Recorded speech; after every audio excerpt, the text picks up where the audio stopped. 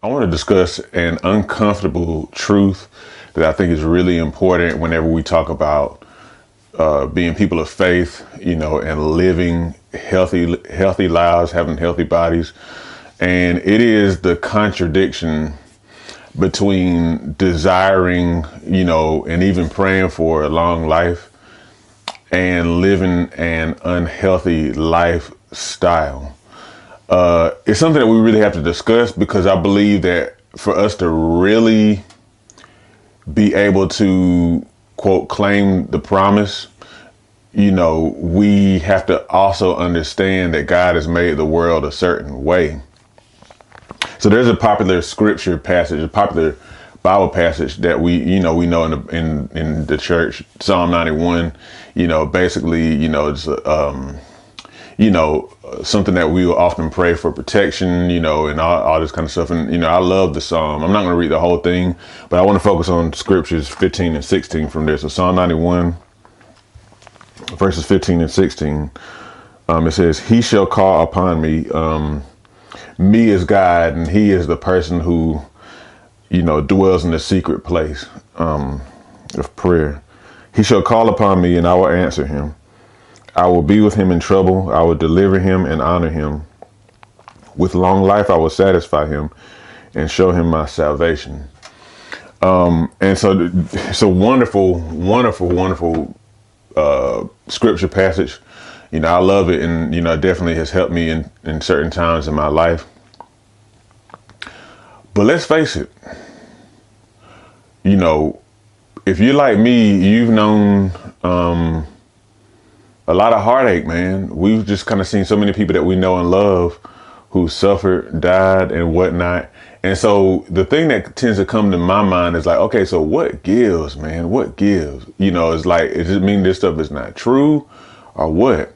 But the other thought that comes to my mind is, if you've ever watched sermons from the late Dr. Miles Monroe, great, man of God, teacher and whatnot, he talks a lot about what he refers to as like God's laws, like the laws that God put in place when he founded the world, the universe, if you will.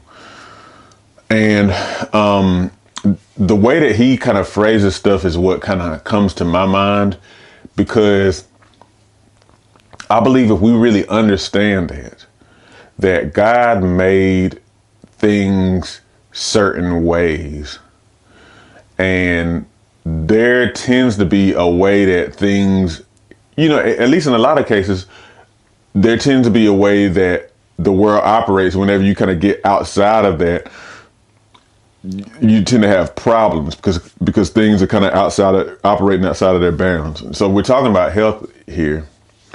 And so one of the things that I've been saying for many, many years that I really try to emphasize is that our bodies have fundamental needs. They have fundamental needs. God made it that way. Things like food. Now, in 2026 or in the 21st century, we have to be specific when we talk about food. Used to not be that way, but we had to be specific when we talk about food to really refer to whole food, real food. So we're talking about stuff that's close to the way it was when it was out in nature. So, eating real food, moving your body consistently and enough, not even necessarily talking about exercise. We're talking about just like your body's supposed to be moving really throughout the day. Sleep.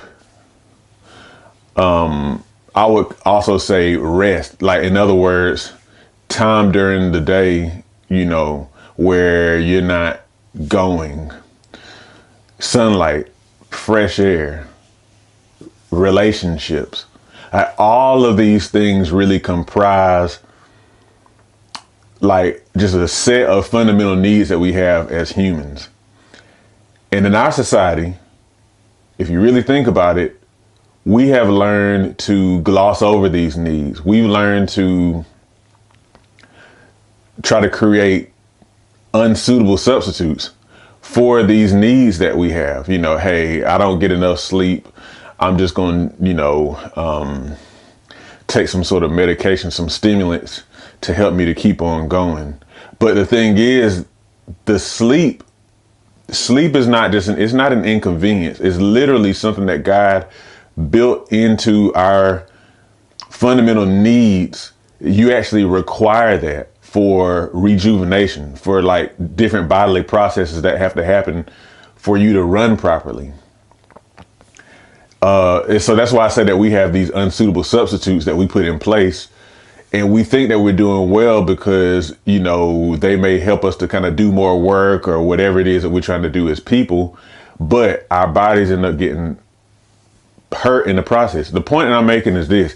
I do believe, in reading like Psalm 91 verses 15 and 16 and just really, using that even as a confession. But I don't believe that it actually exempts us from needing to pay attention to our fundamental needs. You know what I mean? It's kind of like in the Bible passage where Jesus was in the wilderness and Satan was tempting him, and he was saying,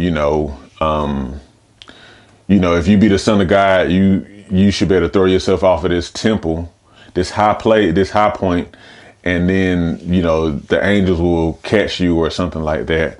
And he was like, the Bible also says, don't tempt the Lord your God.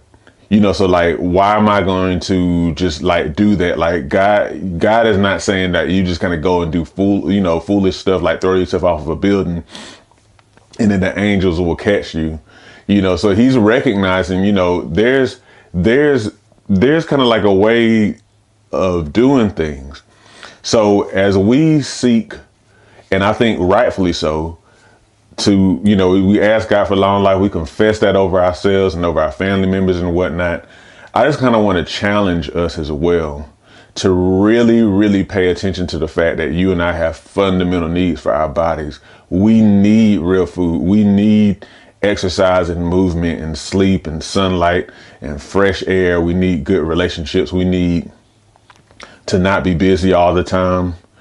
We need these things. And I believe that we're not exempt from addressing those needs as we confess, truth, as we confess the word over our lives. We're not exempt. But let me know what you think about this, because I think this is something that really is a Christian health subtopic that we really need to discuss in the church, so that we can really enjoy and begin to really experience what I believe is physically abundant life that Jesus helps to make available to us. Oh, and if you haven't watched this video that's up here up top right now, make sure you watch that one, okay? And even if you did, watch it again. Thank you for watching.